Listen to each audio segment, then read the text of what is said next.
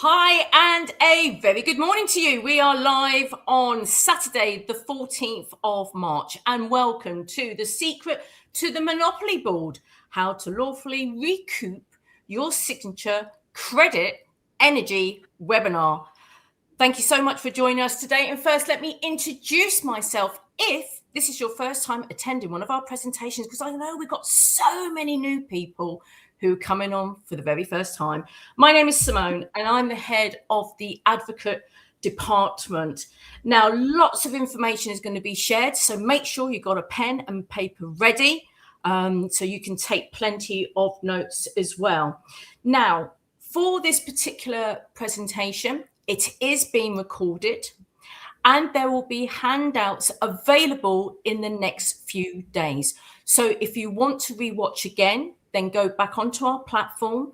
The recording will be there along with additional handouts that will complement today's presentation as well. Thank you so much for submitting your questions. We've gone through some of the top questions already, and you will see that in the next up and coming slides as well. But also, because there's so many questions, we are going to do a separate Q&A webinar. Now, this will be with our speaker, who I'll be introducing in a moment, and also Head of Ross Media, Andy Benson. So keep an eye out on that next presentation. So we will be answering some of your questions, but majority, because wow, there were so many that was submitted, will be answered separately as well. There are some important links that will be coming up. I will be sharing those. In fact, I'll be emailing those with you as well. Any additional questions you have and you want the speakers to answer that in the forthcoming Q&A section, then I will be emailing you a form so you can add your additional questions and, of course, your feedback as well, because your feedback is very, very important to us as well. So let me introduce you to our speaker. He is the founder and the president of the Republic of Old Souls, is Ian Clifford. Good morning, Ian. How are you? Well, good morning if you're in the UK. If you're somewhere else, then I don't know what time it is, but for you. But good day to you if you're tuning in from another country. A lot of people on here probably from the UK. I'd say the majority are probably in the UK. So good morning to you if you are indeed in the UK. This is a subject which I honestly believe everybody who's over the age of 18 should know. It's one of the most important subjects, in my opinion, that is not understood by the overwhelming majority. And if they did understand it, then they would be able to choose a different pathway when playing this game of Monopoly, which I often talk about. There is a lot of misinformation, as per usual. There is a lot of people out there who claim that they know how to do this. And in my exhaustive research, I don't think the overwhelming majority of people that claim that they know how to do this actually understand the subject. It's been quite interesting in the last 10 days, 14 days, or thereabouts, with an individual called Dan Needle, who you may or may not know. Dan Needle, if you're watching, man, is something that you don't realise. My firm used to employ Clifford Chance back in the day when I was doing all my financial engineering. So if you are aware of Dan Needle, which you may or may not be, Dan Needle used to be the head of tax for a law firm called Clifford Chance. Now, Clifford Chance is known as a magic circle law firm. So if you work at the Clifford Chance law firm as the head of tax, and there are only 6 law firms in the in the UK that are labelled as the magic circle. They are the elite of the elite law firms. And if you rise to the role of head of tax, but you don't know how this works, what I'm going to be explaining today, It just demonstrates that the cabal, those that run the Monopoly Board, do not want the so-called professionals to know the information that I'm going to present today. Now, in the last few weeks, I've blown the whistle on Simon Goldberg at Empower the People, because the way that Simon Goldberg does 1099 OID, along with a range of others that have already been put in jail because the way they do it, I've blown the whistle on Simon Goldberg. Dan Needle has been copying a lot of Simon Goldberg's narrative and posting out through his very large social media networks that Ian Clifford is a fraudster. And Ian Clifford is not only a fraudster, but a tax fraud, because Needle claims that what I'm going to be describing to you today is tax fraud. Well, so I engaged with Needle via a whole series of emails that went backwards and forwards over the last few weeks. And Needle's got such huge, massive ego. And his problem is his hubris. You see, because he doesn't understand what I'm going to present to you today, he thinks it doesn't exist. And that is because the university that he went to, which was Bristol University, and all of the other tax courses that he's done, and I'm sure he's done lots, do not talk about this subject. And they don't talk about it very, very deliberately. In the same way as in the 1990s, when I did all of my exams under the Chartered Insurance Institute, they don't talk about this either in any syllabus. And that is because they do not want people to know how this system really works. Since the cabal destroyed my organizations in 2009, 2010, my big financial services organization, and then destroyed everything else that I've built since then, because if you don't know, I was a whistleblower on two major frauds, the banking fraud of 2007 and 2008, which is 90 billion of bank fraud that I blew the whistle on, because I used to have a joint venture with Halifax Bank of Scotland, which is now Lloyds Bank. If you're aware of Lloyds Bank, you'll know how big they are. I blew the whistle on them and all the other banks because I had a joint venture with them. My firm had a joint venture. Then I blew the whistle on another big fraud, which is called the Ark Australia fraud. And both of those were covered up. And ever since I blew the whistle, the cabal, with their watchdog, their bulldog, which is the FCA, the Financial Conduct Authority, have been trying to undermine my credibility. And what they do, you see, is they employ people like Dan Needle, who's got a massive following and, quite an impressive CV, because he was the head of tax at Clifford Chance. And then sadly, a lot of people believe that Dan Needle, he's got to be right, isn't he? Because he was the head of tax at Clifford Chance. Well, as I mentioned right at the beginning of this little intro, my firm that I grew from nothing to become the third largest financial services firm of its type in the UK, with a valuation in 2007 of £120 million, used to employ Clifford Chance when Dan Needle was the head of tax, which I don't think he realises. Anyway, what I'm going to explain today, and by the way, I have sent all of this technical information to Dan Needle, who I believe is starting to think a bit more carefully about what he says about me, because I have revealed things to him that he did not know, and I'd love it. And here's my invitation, Dan. If you're watching, come and debate me, man. Come on, Ross Media, and debate me about this subject. If you think that you understand taxes, come and debate me on this subject. There is my offer to you, Mr. Dan Needle. Okay, so we've got quite a bit to go through.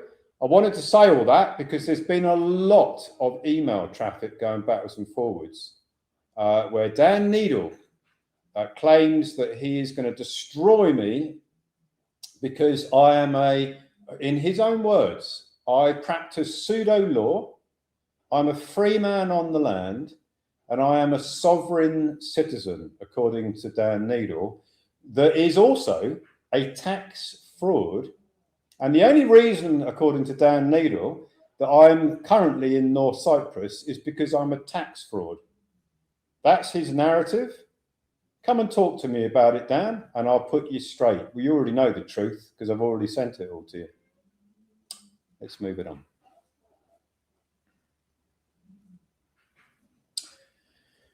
Okay, so as you probably are aware, if you've been on previous webinars that I've presented, we have I think a very good way of looking at how commerce works.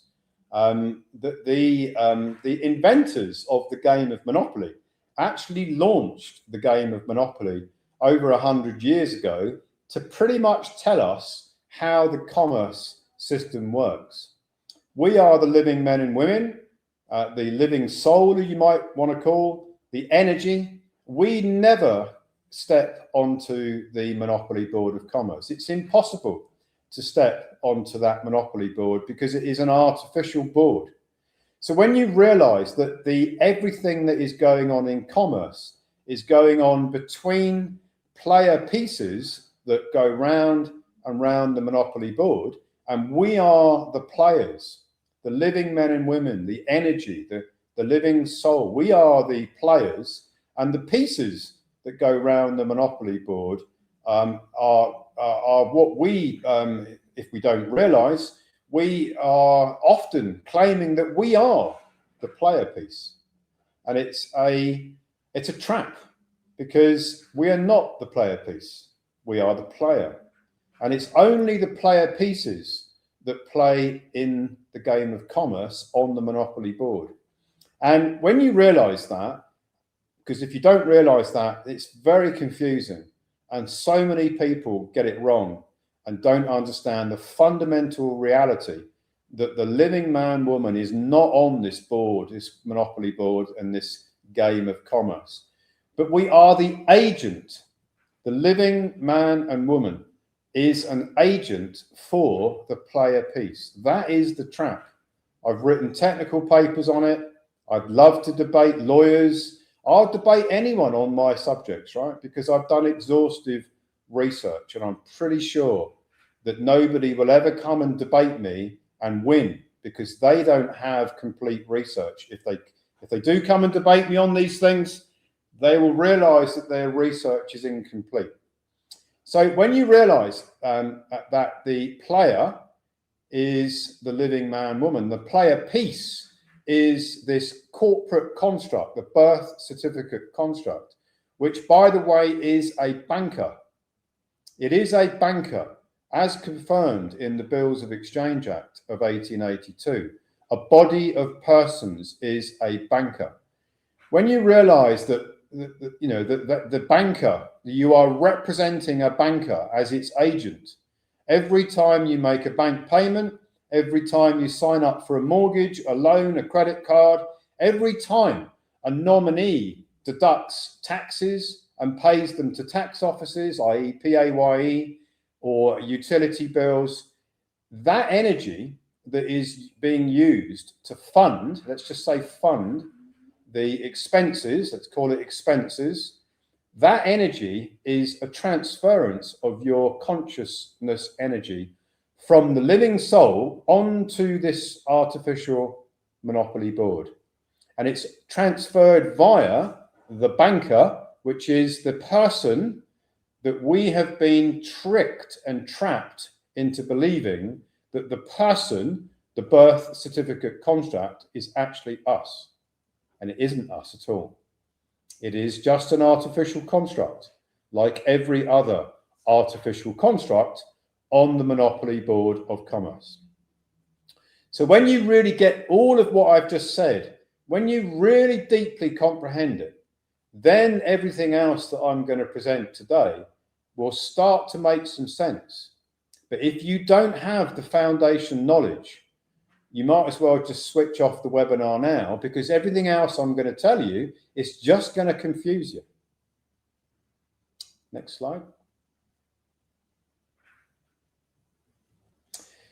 So everything on this monopoly board is energy. It takes a long time to realize that there is no money of substance. There used to be. There used to be gold and silver and other physical assets that were backing money. And then they brought paper out, and paper represented the physical asset. And let's just say it was precious metals. So there used to be a piece of paper which represented an amount of gold or silver. That's how it used to work. But that's a long, long time ago now, over 100 years ago now. So you see, they replaced physical backed currency, money, with our energy. So everything on the monopoly board of commerce is actually energy. It is an energy slavery system.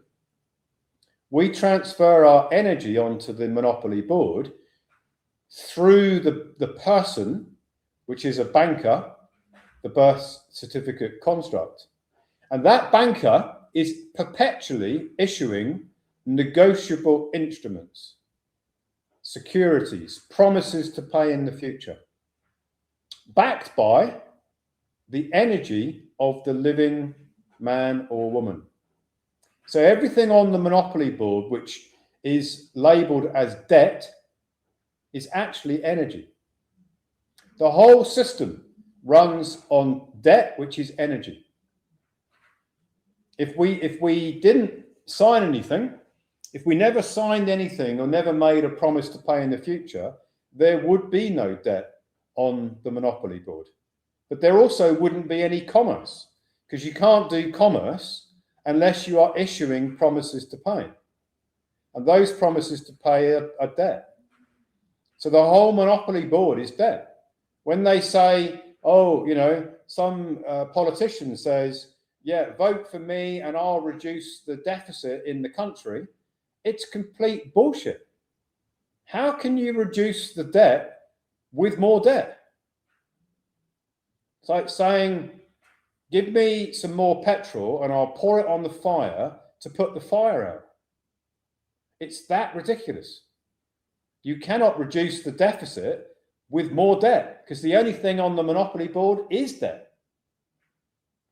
So you see, when you build this up in the way that I am doing on this webinar, the popular belief about how money works is completely inverted. What we believe, or what we were led to believe about how the monopoly board works, the reality of how it works compared to how it was presented to us and how it appears to work are two very different things. And people like Dan Needle, who've been all through the professional qualifications system, they don't teach how it really works because they don't really want you to know. But you're going to find it out from me if this is your first webinar. Next slide. So you see, a lot of people get very confused about, you know, this birth certificate. Why do we need a birth certificate? What is it all about? You know, why is it necessary? If you go back several hundred years, there never was a birth certificate. There was just living men and women that were roaming around doing what they did. And then they started to bring in a birth certificate. Well, why did they do that? Have you ever asked that question? You know, we all take it for granted. All these newborn babies, you know, then there's the registration of the birth certificate. Well, it's not a registration of the baby. It's a registration of the placenta. It's a registration of a decedent estate. It is an artificial construct. Look on the birth certificate. It's got a different date on it from the day that you were born. It's got a reference number on the corner. It says don't use this as a form of identification. So that's pretty clear, isn't it? If it's meant to be an identity document for you, why would it say don't use this as a form of identity? And the reason why is because it's not you. It is a certificate of the registration of an artificial construct, which itself is a banker when you, the living man, woman, as the agent, come of age, which typically is the age of 18. So why has it been issued? It's been issued, the birth certificate, because it enables the energy transference onto the monopoly board. Without the banker, i.e. the birth certificate, you can't create negotiable instruments and put them onto the monopoly board as debt. It would be impossible to do it. The signature of the living man or woman can only spring into new credit creation through the banker, which is the birth certificate. And everything on the monopoly board is artificial, all exchanging negotiable instruments with each other. And then when you really look into what is a negotiable instrument, it's just a ledger. It's just a credit and debit ledger. And it's represented by what's known as a security. Sounds very complicated, and only for those gods of the universe in Wall Street to know about, yeah? It's really quite simple. If I wrote on a piece of paper, I promise to pay Sims £100, that is a negotiable instrument. A promise to pay in the future. That's all it is. If I sign it, then I'm putting my signature on it, which is then signature energy. Now, you can also go a little bit further and say, well, what is the difference between debt and tax? Is there a difference between debt and tax? I say no. I say they're the same thing. So when you start looking at the monopoly board as a tax farm, which is what it is, everything on the monopoly board is debt that has an interest rate attached to it. That interest that is attached to the debt is tax. So tax is very, very much diametrically connected to the debt. It is the tax that we are looking to recoup.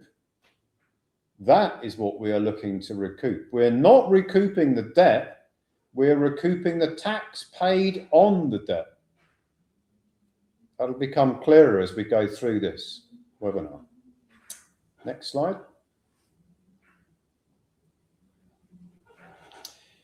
Of monumental importance on this monopoly board of all of these artificial constructs, the whole monopoly board was made deliberately bankrupt in 1933. So we're not talking about the government short of cash and it needs to raise taxes. No, every single government, every single country is already operating in Chapter 11 bankruptcy since 1933, as declared by the Senator for Ohio, James Traficant. Go and look it up on the internet. He read out a speech to the United States Senate saying this was the biggest bankruptcy in history, the biggest bankruptcy reorganization in history. The bankruptcy of the United States as a corporate entity. And all of the other corporate entities followed suit in 1944 at the Bretton Woods Accord. So every country is bankrupt. Every artificial construct on this monopoly board is bankrupt. That's including every single birth certificate construct is bankrupt. There's nothing solvent on the monopoly board. There are no creditors on the monopoly board. There are only debtors. The whole monopoly board is filled with debtors. Everything is a debtor on the monopoly board. The living men and women who are not on the monopoly board are the creditors to the system. So in 1933, they took away gold that used to back the money and they replaced it with our energy. So everything on the monopoly board now is financed through an energy transference, as I mentioned on the previous slide. And everything on this monopoly board is bankrupt, and everything on the monopoly board is in debt. It has to be debt because it's bankrupt, yeah? You can't be solvent if you can't be a creditor on the monopoly board because it's impossible, because there's only debtors, bankrupt debtors on the monopoly board. And the United States Treasury was installed as the bankruptcy trustee for the entire monopoly board. Because the United States dollar is the reserve currency of the world, everything is balanced back to dollars, United States dollars, and the United States Treasury was installed as the bankruptcy trustee to collect taxes from the debtors and pay the taxes to the creditors. I'll say that again. The United States Treasury was installed as the bankruptcy trustee to collect taxes from the debtors on the Monopoly Board of Commerce and pay those taxes to the creditors. Exactly what bankruptcy trustees do. In every single bankruptcy, the bankruptcy trustee's job is to collect from the debtor and pay to the creditor. So the next question that you should be asking is, who are the creditors? You, me, Sims, every living man and woman that is transferred their energy onto the monopoly board is a creditor. But not the person, because the person is a birth certificate construct. The person can't be a creditor. Only the living man or woman can be the creditor. And the living man or woman is never going to step on this monopoly board as a creditor because it's an artificial game, remember. Can't step onto an artificial game. Your foot will go straight through the board, yeah? Next slide.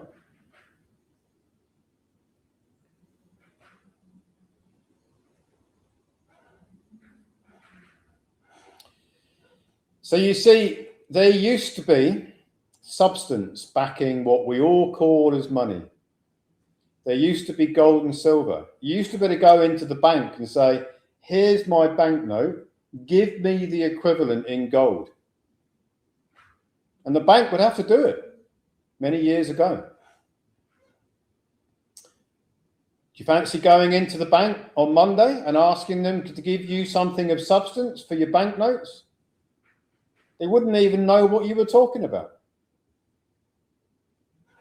They literally would have no idea what you're just asking them for.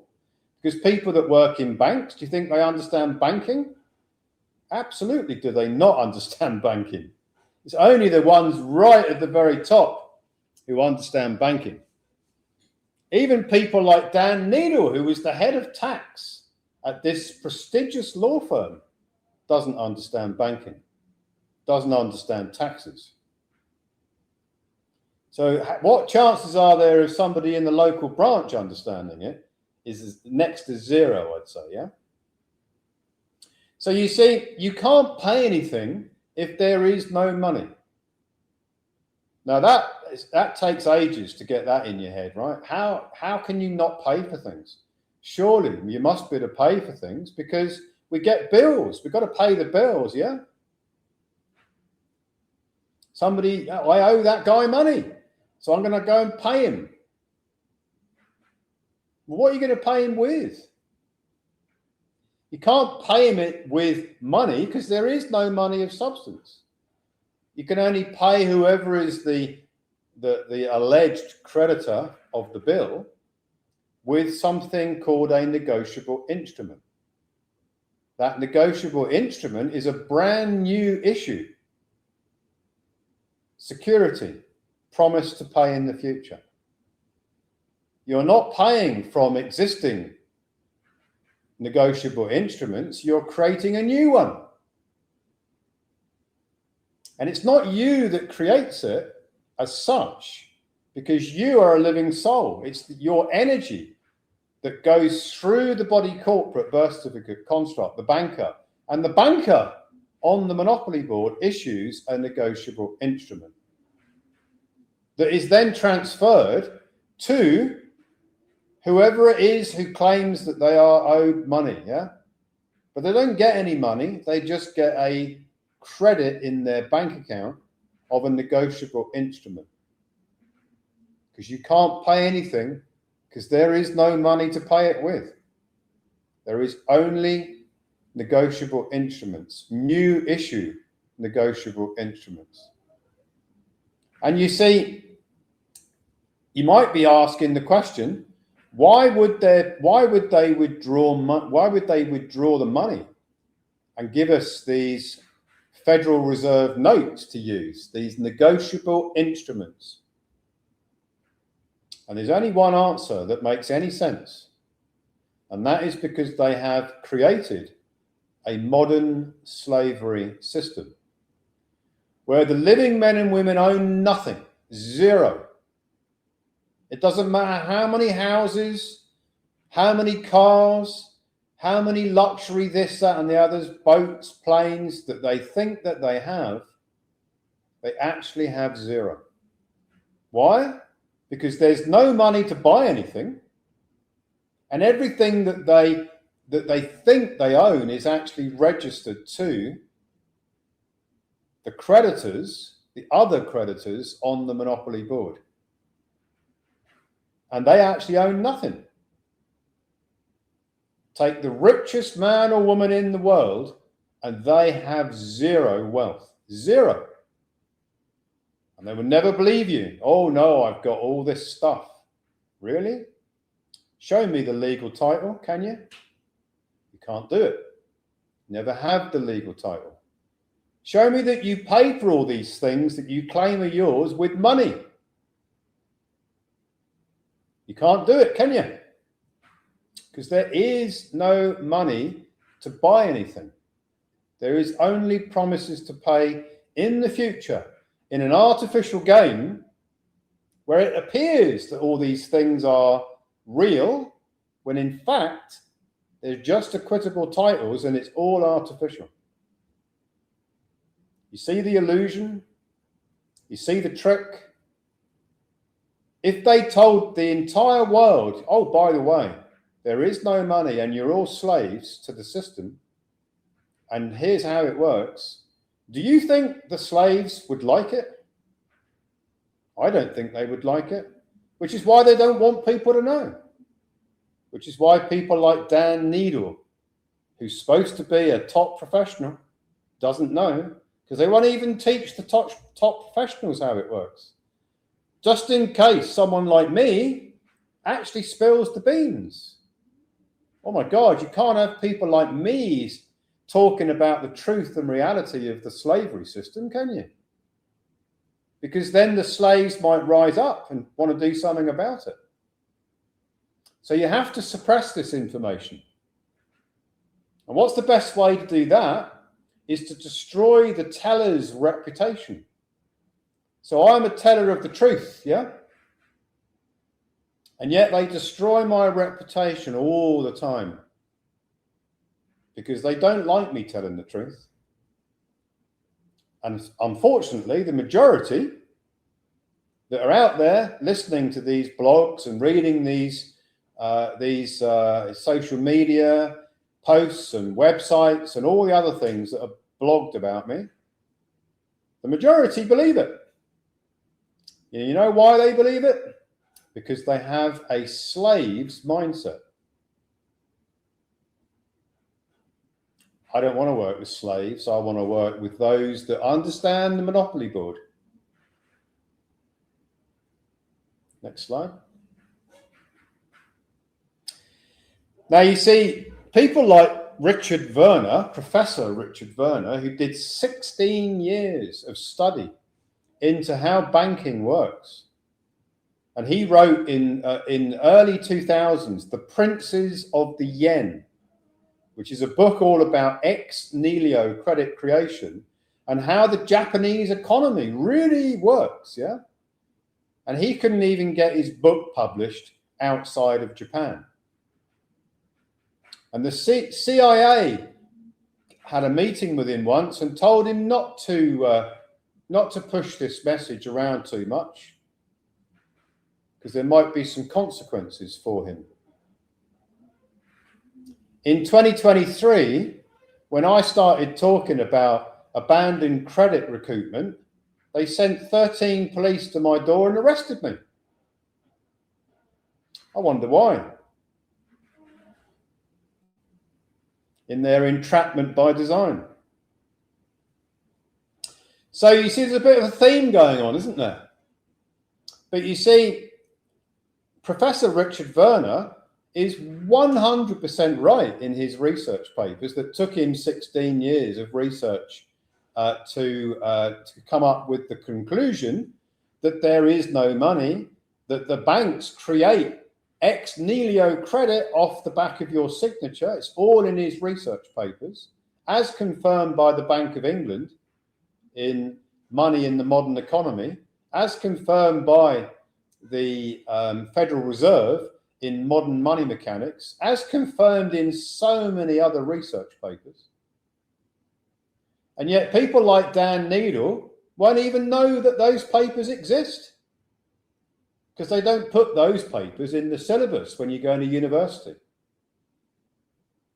And you see, everything on the Monopoly Board that is created through the transference of energy to signature then becomes a securitization. So there's a long word, yeah? That the gods of the universe hope that you never understand what it actually means. Oh yeah, what do you do if you're at a dinner party? Oh, I'm an investment banker. Oh yeah, what do you do? Well, I do securitizations, yeah? Really? And you're supposed to go, well, I haven't got a fucking clue what that means. You must be really smart. What he should say, if you're in that dinner party, is, actually, I trade human energy. So I'm a bit of a slave trader, really. But that wouldn't go down too well in the dinner party, would it? So he'll say, no, I work at Goldman Sachs, you know, that Goldman Sachs, and I earn about 5 million a year basic salary, and then I get bonuses on top because I do securitization. And all it is the collection of promises to pay that get bundled up into bonds and get traded by these gods of the universe, who then do something which they won't want you to know, right? They have to pay taxes on these securitization structures to the United States Treasury. Ooh, why is that, you might be thinking? That's because the United States Treasury is the bankruptcy trustee that is collecting the taxes on the securitizations, which are just bundles of people's promises to pay. And the investment banks, the payers, the taxpayers, that are also bankrupt, by the way, Jamie Dimon, who's the head of Goldman Sachs, one of the biggest and most successful investment banks in the world, your bank's bankrupt, mate, don't you realise? You probably do know that already, actually. And they pay taxes to the United States Treasury. Those taxes are the rent on the use of our energy within securitizations, which is just a fancy word for a bundle of promises to pay, negotiable instruments, where there is an interest rate to pay on the negotiable instrument, a rental, if you like, and the investment banks that trade human energy, because that's what they're trading, have to pay taxes to the bankruptcy trustee for the use of your energy. I'll say that again. The investment banks are paying taxes on the use of your energy to the United States Treasury as the bankruptcy trustee. Don't you think that you should receive the taxes on the use of your energy? I think so. Next slide.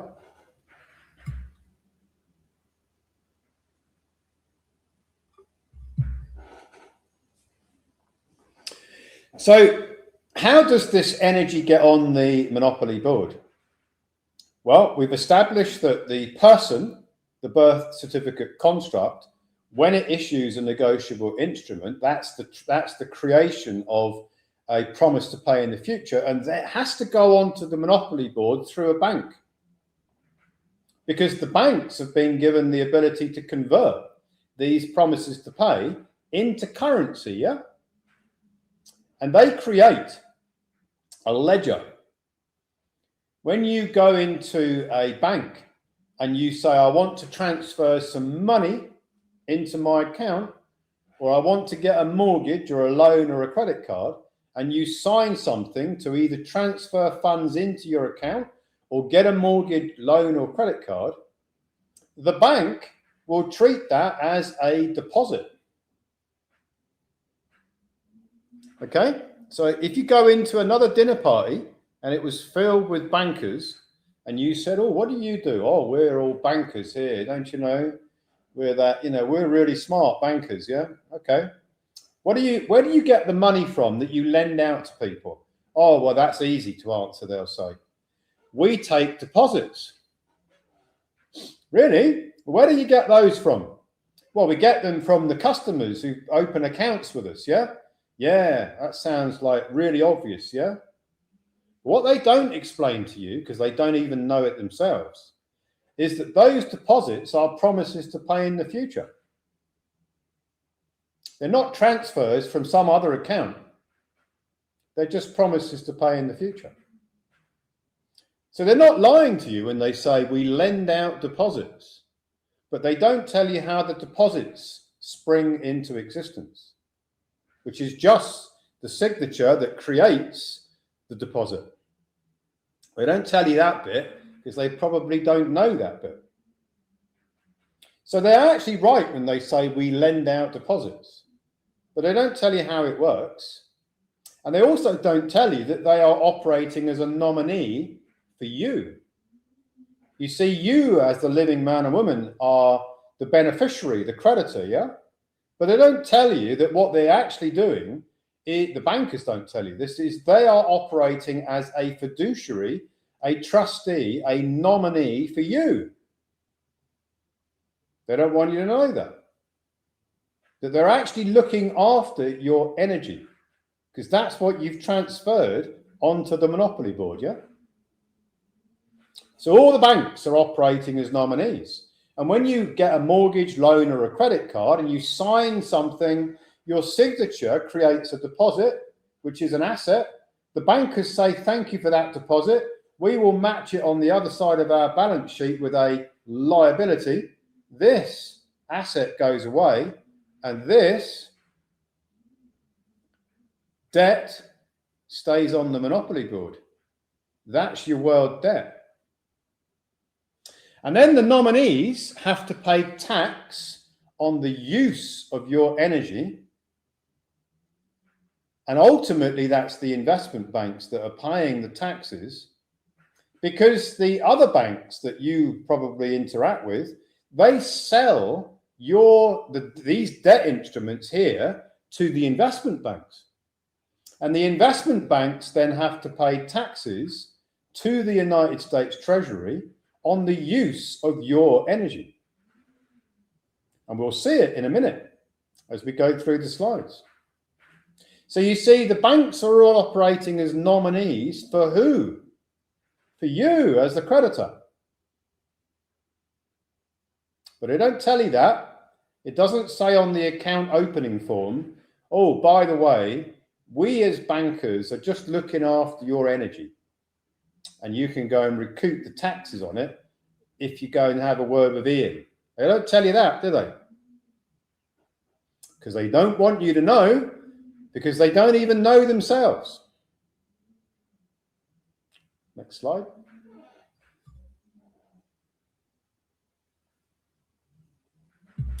And then you get some people that do some research and people like Simon Goldberg and go, aha, let's go and file some tax returns, and maybe 30% of our membership will get a tax rebate, will get a 1099 claim back, which is what Simon Goldberg actually says in his literature, that only about 30% get a recoupment through. So if you're one of the lucky ones in Simon Goldberg's organization, Empower the People, you might get a recoupment back. But if you're not one of the lucky ones, and you're in the 70% category, you might get, and you probably will get, a fine, a frivolous filing penalty or a fine. And if you're really unlucky and you get a recoupment, they might knock on your door and take you to federal prison. And I'm not joking when I say this. And why would they do that? You see, the reason why they would take someone to jail, someone like Simon Goldberg, who is the promoter of it, who actually admits to what he's doing in his documents and his witness statements, is because debtors cannot file tax returns and receive back the taxes that are being paid to the bankruptcy trustee. Let me explain why. If you understand what bankruptcy means, there is always creditors and debtors. The creditors are owed the money and the debtors are paying the money, right, on this artificial monopoly board. So let's imagine that you were bankrupt. Just imagine it for a moment, right? You became bankrupt on the monopoly board, and the bankruptcy trustee was brought in, and you owed loads and loads of money, let's just call it money, to all these other debtors that made you bankrupt. And then you send a file to the bankruptcy trustee of your estate and say, actually, some of that debt that you're collecting for the creditors, I want it. But you're bankrupt. So you don't get to recoup the taxes being paid to the creditors as a debtor, because the debtor entity, the birth certificate construct, the person, isn't entitled to recoup the taxes that should only go to the creditors, because the birth certificate construct is a bankrupt debtor. And if a bankrupt debtor files 1099 OID forms to the United States Treasury, they sometimes make a mistake and send out a recoupment, and then realize in many cases that it is a mistake and try and get the money back or the recoupment back. And in other cases, they just don't send it out. They send out a fine. And if it's really a big issue, they actually jail people for filing 1099 OIDs from the debtor position. So people like Simon Goldberg are very likely to go to jail for promoting a scheme where the debtors are trying to get back the interest, which is tax, when they're not entitled to it. It's a trap. And it's a trap that people who are incompetent, like Simon Goldberg, have walked straight into. Next slide.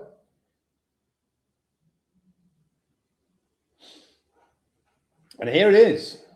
If you have a look into it, there is a case called the Colico case, where a guy from Canada started to file tax returns, 1099 OID, for the debtor entity, the person, the birth certificate construct. Got 600, I think he got millions of recoupments were received by his group. And then he got a knock on the door from the FBI. And he defended the case and lost it. And then went to jail for 9 years. Why? Because he didn't understand that debtors cannot file 1099 OID. Only the creditors can file 1099 OID. Because the taxes that are being received by the United States Treasury are only for the creditors, not for the debtors. It's very serious. If people file 1099 OID as a debtor, they're playing with fire. They really are. So if you know anybody that has been doing it, you need to get them to cancel their tax filings. All of the Empower the People lot that Simon Goldberg has been filing for them, they all run the risk of going to jail. And I'm not joking when I say it. Next slide. So you see the negotiable instrument, as I mentioned earlier, is the security that is going to be put on the monopoly board that transfers the energy through it, through the person, the banker, issuing the negotiable instrument, the energy, that the investment bankers then bundle into their securitizations. They pay taxes for using your energy to the United States Treasury because it's commercial energy that they're renting from you. And what they actually do, because they are a bit smart actually. I did do them a disservice. They are quite smart with what they do because they use your energy to what's called hypothecate. So they multiply up how much money they can trade with. They take your energy and they multiply it up so that they can trade with a much larger amount of artificial credit. So they are a little bit smart, these boys, because they're using your energy that doesn't belong to them. They're then creating new credit, which doesn't belong to them either, and they're buying and selling that for profit. And then they're paying taxes on all of this much larger inflated amount to the United States Treasury for renting the energy and then multiplying it up. But they won't tell you that at the dinner table if you went to dinner with them. Next slide. So you see the real creditor is the living man woman. The energy originates from the living man or woman, yeah? The signature. How could an artificial construct sign a document, type 4 digits into a computer or a phone? Could an artificial construct do that? No. Only a living man or woman could do that, yeah? The transference of the energy has to come from the living man or woman, yeah? As the ultimate creditor to all this debt that's on the monopoly board. And the artificial person is there to basically, as all artificial contracts do, create a record. Yeah, that's why there are companies. I've said this on the previous 2 webinars. Ring up a company, so I want to speak to the company, yeah? I'm going to ring up Microsoft. And I'm going to speak to them because I've got some things to say to them, right? I want to talk to Microsoft. And the guy on the other end of the line says, well, I can put you through to the customer services department. No, I want to speak to Microsoft because I've got some things I want to tell them. No, we can put you through to customer services, sir. It's impossible to speak to Microsoft, isn't it? It's impossible to speak to the birth certificate construct because it's an artificial construct. It can't sign anything. How could it pick the pen up? So the energy can only get there through the signature, which is the living man or woman's signature, through the artificial construct of the person that creates the security, the paper debtor, the artificial construct debtor. And if you ever try to recoup abandoned credit, which is the energy, as a debtor, you're going to be in for a really big shock. You either won't get it, or you might get the FBI to come and have a word with you, or if you're lucky, you might just get a fine. Next slide. So you see, in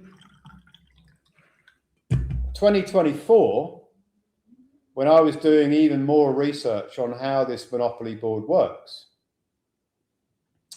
I started looking into why are the banks why are they nominees? What's going on with this nominee?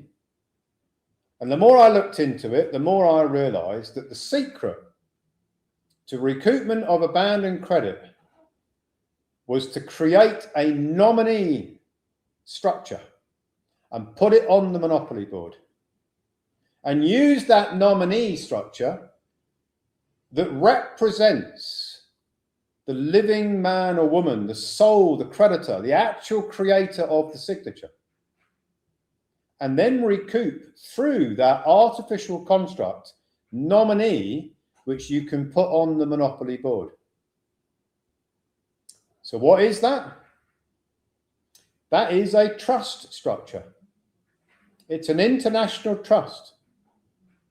We call it the 98 Series International Grantor Trust, that is created by the birth certificate construct, because you can't create a trust from a living man's or woman's perspective. You can only create the trust if the grantor is the person. The person, the birth certificate construct, right, creates the trust. And the trust beneficiary is the living man or woman that is not on the monopoly board.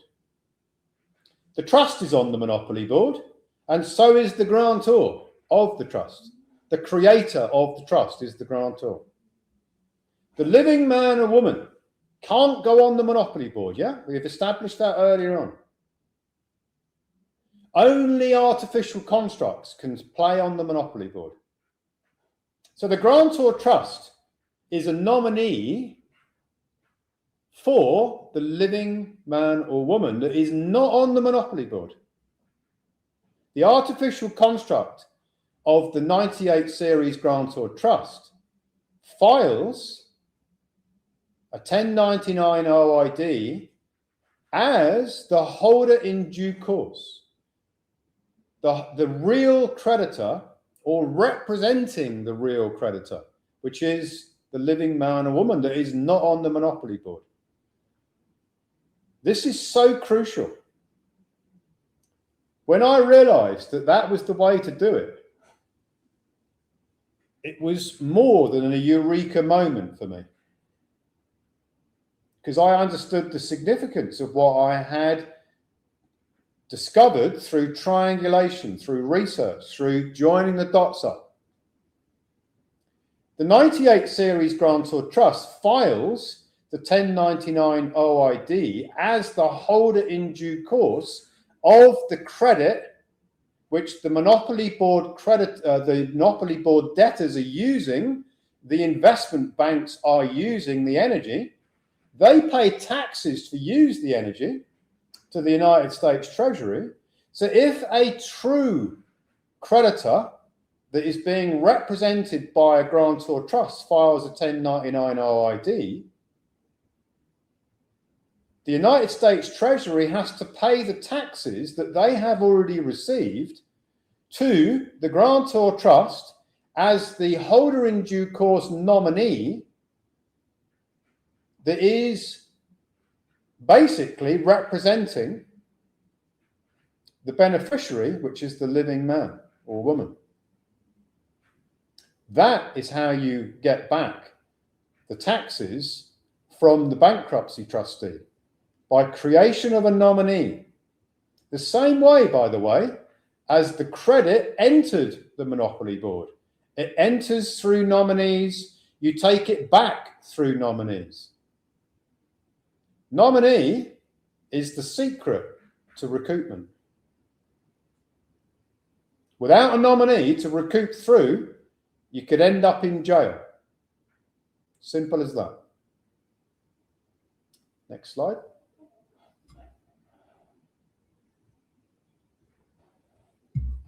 And in the IRS's tax manual, they talk about holder in due course. That is what if you break it down, the holder, creditor, in due course, promises to pay in the future. So it is the holder of the promises to pay in the future for the true creditor. So go back to the dinner table where the investment bankers are telling you, oh yeah, we do securitizations. Yeah, we're really smart, we are. We hypothecate them, by the way. You won't understand what that means because it's a long word that you probably won't know what it means, right? All it means is multiplication of the energy, right? And what they don't realize is that when they pay taxes for the use of your energy on this hypothecated, magnified amount, the United States Treasury is going to book that as a tax on a tax module called the 945 module. And the investment bankers don't correct the record that they aren't actually the holders in due course of the credit, because they don't have to. So what they do is they presume to be the holders in due course of the credit that they are using, the energy that they are using. And nobody ever corrects the record. So they get away with it. They use your energy as the presumed holder in due course of it because nobody corrects the record. Until now. Until what we're doing. By setting up a grantor trust that corrects the record and says, no, the investment bank is not the holder in due course. The grantor trust that is representing as the beneficiary of that grantor trust is the living man. That structure, that nominee is the holder in due course. Do you know how significant this is? Have a think about how many mortgages there are in the world right now. Millions and millions of mortgages, right? Trillions of mortgage balance, yeah? If you added all the mortgages up in the entire world, all of those mortgages, by the way, the investment banks are presuming to be the holders of the credit. Of all those billions of mortgages that are out there, right? If every single holder of a mortgagor created a nominee structure and filed a 1099 OID through a grantor trust as the nominee and the true holder in due course, every single one of those mortgages would be redeemed. Because the investment banks are no longer the creditors, the presumed creditors of those mortgages. In order to correct the record, it says in the IRS tax manual, under IRS publication 1212, whoever files the 1099 OID becomes the holder in due course, if they can demonstrate that they represent the creditor. So do you understand the significance of what I've just said? Every single mortgage where the investment banks presume that they are the creditors to the mortgages are in fact the debtors to the mortgages. Next slide.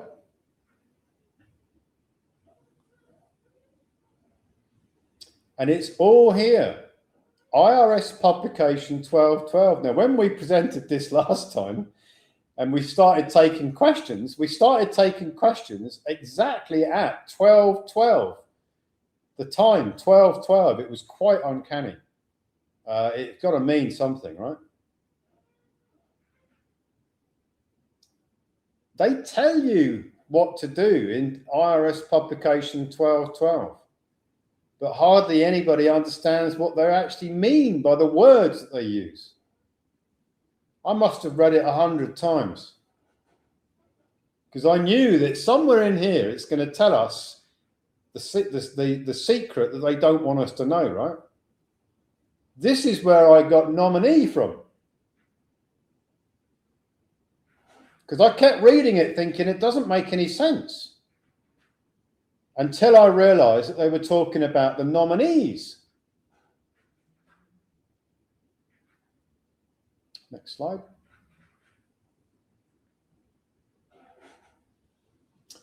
Now the IRS have got an algorithm, right? Everything in the IRS is driven by algorithms.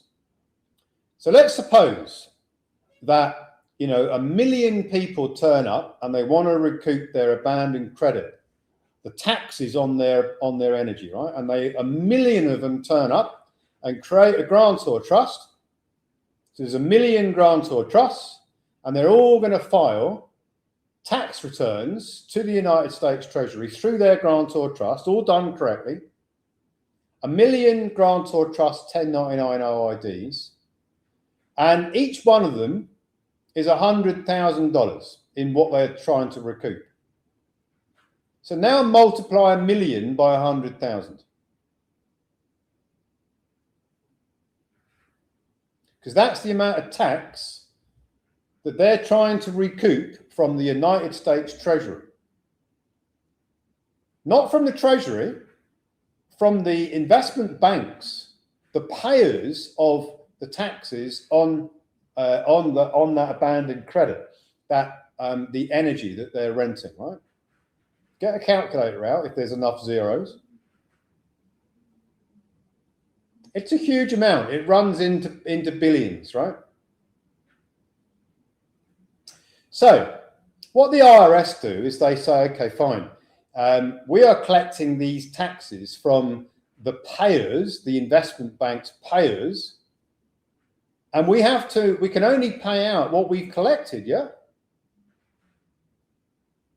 So when the Treasury is collecting from Goldman Sachs and HSBC and Barclays and State Street and all these big investment banks, right?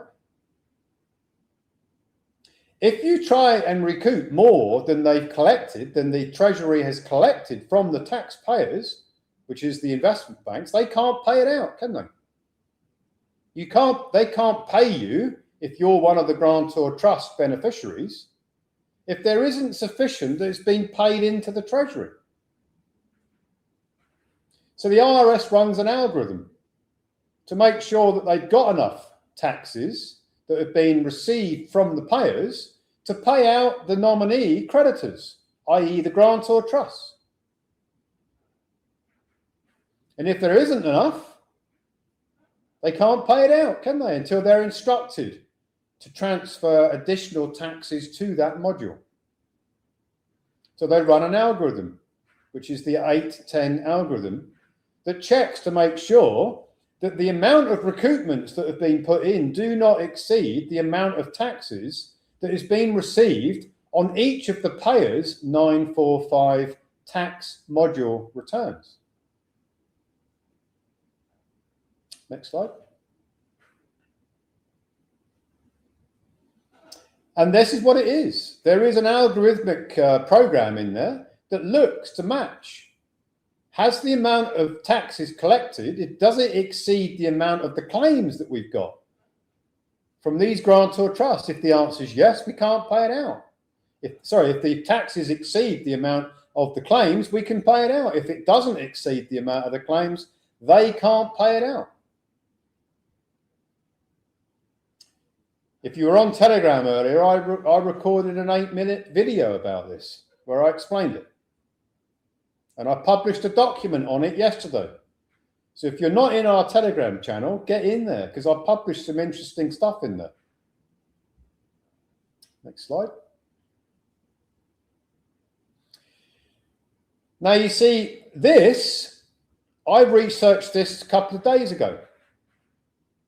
It's a major breakthrough because the amounts that you're looking at on your screen here is the amounts of taxes that the payers, AIB, ANZ, Banco Santander, Barclays, HSBC, JP Morgan, etc., etc., etc. There are 150 payers in our database. This is how much they paid taxes on the 945 module. 881 million over the last 3 years.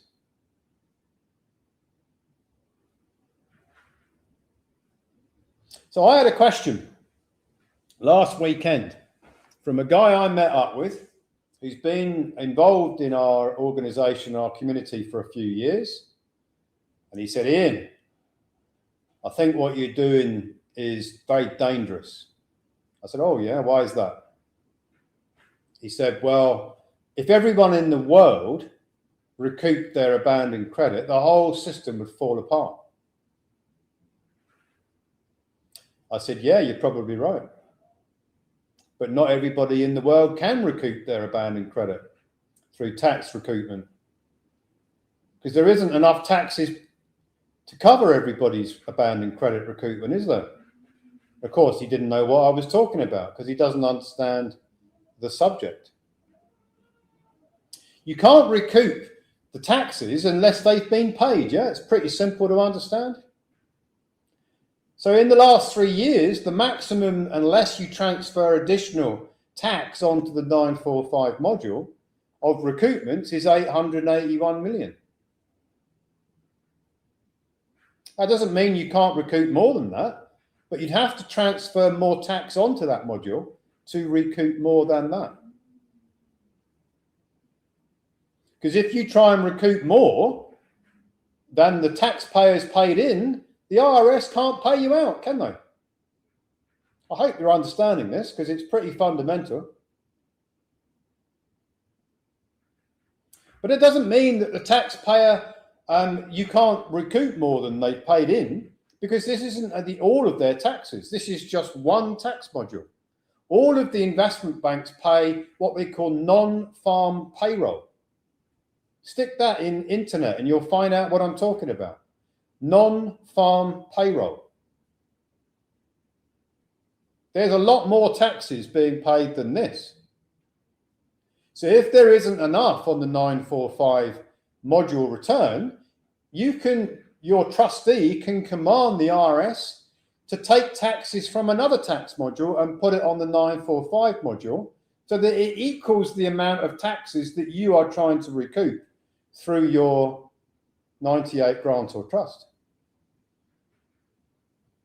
Because I know there's going to be questions on that. Next slide.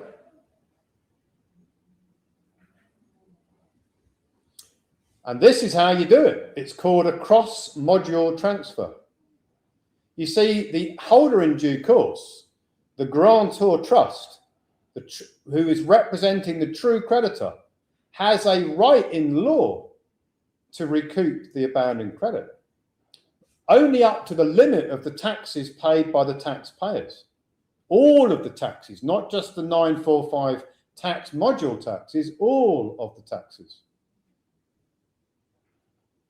The REV PROC, Rev Prop 2002 to 26, that's the IRS's code for the right of the creditor to move taxes from one tax module to the other. It's not, I didn't make it up, it's in their tax manual. You're not being adversarial if your trustee says move taxes from that module to the 945 module under Rev Prop 2002 to 2026. That is the law. And the IRS has to move the taxes from the other tax modules onto the 945 module if there is enough. Not everybody in the world can do this because there won't be enough taxes to do it. So the answer I gave to the guy I met last weekend was, yeah, actually, the whole world can't do this because there isn't enough taxes being paid to do it.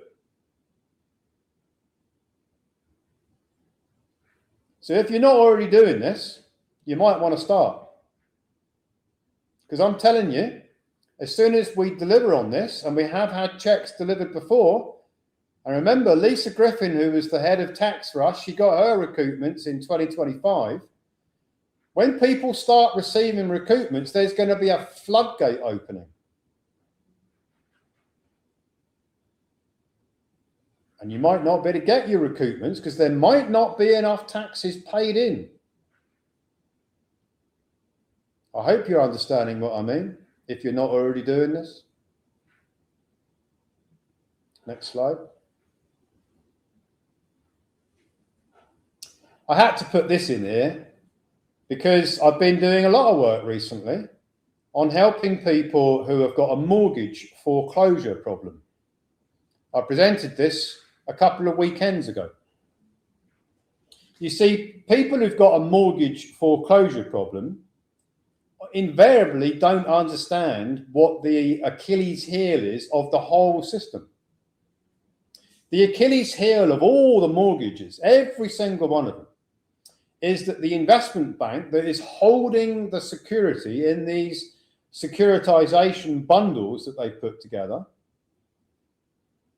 the investment bank is not the holder in due course. The living man or woman, if they create a trust as a nominee and file a 1099 OID via the trust, that is the holder in due course, the true creditor of the mortgage.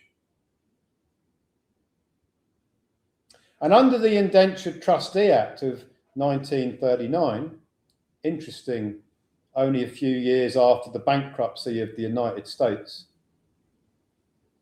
Interesting, that. Same year as the Second World War broke out. Interesting, that. The indentured trustees, which are, by the way, the investment banks, they have to abide by the Indentured Trustee Act of 1939. And when they file their annual return as a trustee, and they make declarations of what assets they hold in their trust, which, by the way, are mortgages in most cases, they can't lie by saying that they are the holder in due course of the mortgage credit when they're not. But they can say it all the time another nominee hasn't filed a 1099 OID. They can say it and they get away with it. But as soon as a nominee trust files a 1099 OID, now the investment bank, which is operating as an indentured trustee, can't say that they are the creditor because they're not. And if you haven't realized what I've just said, that means that the mortgage, underlying mortgage, is gone away if you know how to put the claim together, which is what I presented two Saturdays ago on the mortgage foreclosure protocol. And it isn't a theory, we're actually doing it. And you see, it's all in understanding that the nominee, the true nominee, is representing the true creditor, has so much power. And the mortgage market is very, very smart, because what they've done is they've got the banks at the front end to issue the mortgages by taking in the promise to pay that creates the mortgage, where the bank was never the creditor, they were always the debtor. But to separate themselves from the true liability is they sell the mortgage on to the investment banks. And if you try and sue an investment bank in the UK, for example, the judge is going to say, no, we only look at the charge on the property, We don't look at who the creditor is. We're not interested in that because they've separated the liability. Well, in the mortgage foreclosure protocol, I show you how you can bring all that together by transferring the case to the United States, New York, Wall Street, which strangely enough is where all the investment banks are. Next slide. So you see, you've got a choice. You can join Empower the People. You can pay Simon Goldberg and Simone Marshall a load of money every month, and they'll file 1099 OIDs for you as a taxpayer. Not you, but the body corporate birth certificate construct. And if you're lucky, you might get a check. And then you pay whatever it is, 15, 20% of the check that you might get to Simon Goldberg. And if you're unlucky, you won't get anything apart from a frivolous filing penalty. So you can do that, and there's probably hundreds of people that are already doing that at Empower the People. Or you can do what I've just described on this webinar. So what do you want? You want to run the risk of going to jail at worst, or getting a fine, or not getting anything? Or do you want to get your recoupments and be one of those that is realized that the Clifford Protocol, which I've written a long time ago, that explains exactly what I've just been describing, is the only safe way of doing recoupments? Which of those do you want? Next slide. If you're going to play Monopoly, you better know the rules. If you're going to make bold moves, you better know the enemy's weakness before you make them. See, the art of mastering the game of Monopoly is to know where the enemy's weakness is. And the enemy's weakness here is that they don't want you to know about the nominee filing of 1099 OID. But they can't stop you knowing about it unless they stop me. And they're not stopping me. So you can avoid the trap by tapping into what I have been researching for a long time. You don't have to do all that research. We facilitate the whole thing professionally with a professional trust company to act as your professional trustees, with a professional tax filing license to file all the electronic filings correctly, to make sure there's enough taxes paid on the 945 module, and then to receive the recoupments with banks that have opened a master and sub-account structure to actually receive the recoupments from the United States Treasury through their what's called ACH or Fedwire banking rails. We've put all that together. Bit different from filing a paper return to the United States Treasury and hoping that they're going to send a check back as a debtor, which is what Simon Goldberg is doing, by the way. Next slide. Thank you for that. Well, for me, I don't know about anybody else, but it's always for me, it's always good to have a good refresher. And I know a lot of our existing members, for them, because I do get to see the feedback afterwards. They love this. And also for our new members who've joined us for the very first time, I hope you've enjoyed it too. Just a couple of things I just want to clarify. Now, Ian, you mentioned you presented the mortgage foreclosure protocol.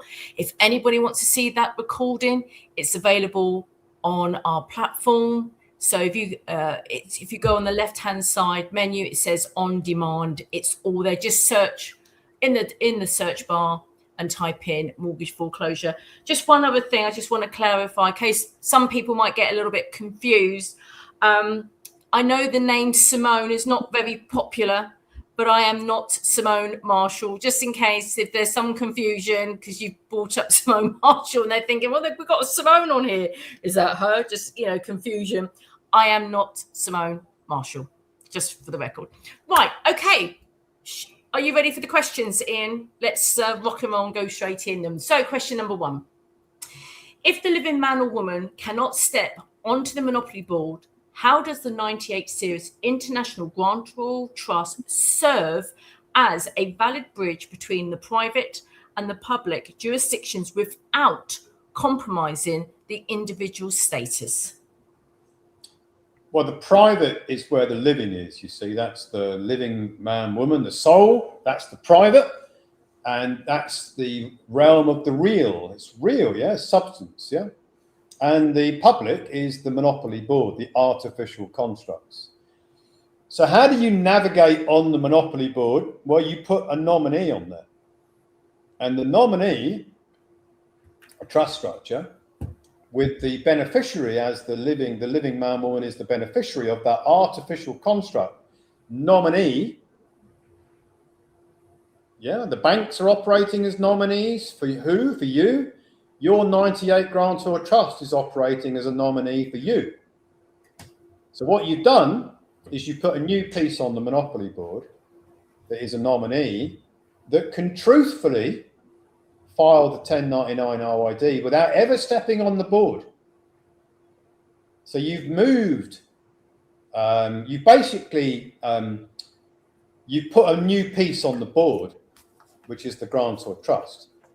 That is the bridge, yeah? You've created a new artificial construct and put that new piece on the board that can truthfully file tax returns for the true creditor, because the trust beneficiary is the living man or woman. That is how you play Monopoly. You can't step on the board as a living man or woman, but you can put a player piece on the board for you, which is the Grantor Trust. Lovely. Thank you for that. Number 2, what specific forensic methods are used during a forensic transcript verification to ensure that a bank's Form 945 deposits are actually sufficient to cover the credit recoupment before the filing is submitted? Well, as I showed you in one of the earlier slides and in my document, which I published on Telegram, and I think we're going to be issuing it out as a handout, I've got all of the, there is all of the taxpayers' 945 modules published, the amount of taxes that they've paid in the last 3 years. That is part of forensic research, right? Now, if they haven't paid enough, then that's where your trustee, who is operating as an officer for the Grantor Trust, the tax filing Grantor Trust, calls the IRS practitioner line and commands the IRS to move the funds from one tax module to the other. And that is forensics, because what you're doing, the trustee is calling the IRS to do a forensic audit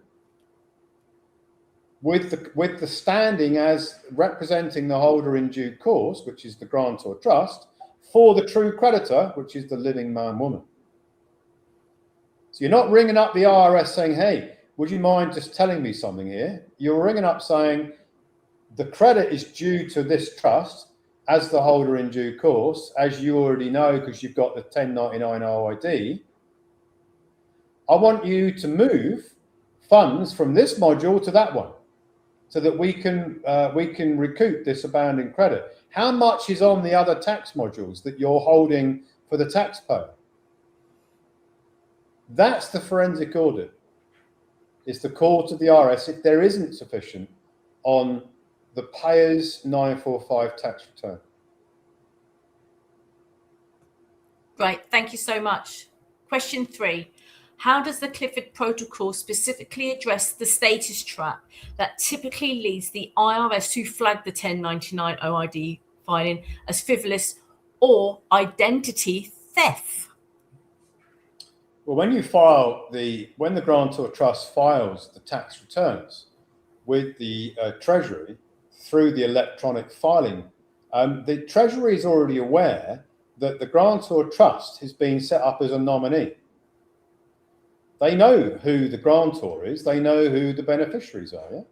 The beneficiary is the living man, woman. They already know that because it's all submitted within the electronic filing. So they already know. There is no status trap. There would be if the 1099 OID was filed by the taxpayer, which is what Goldberg is doing.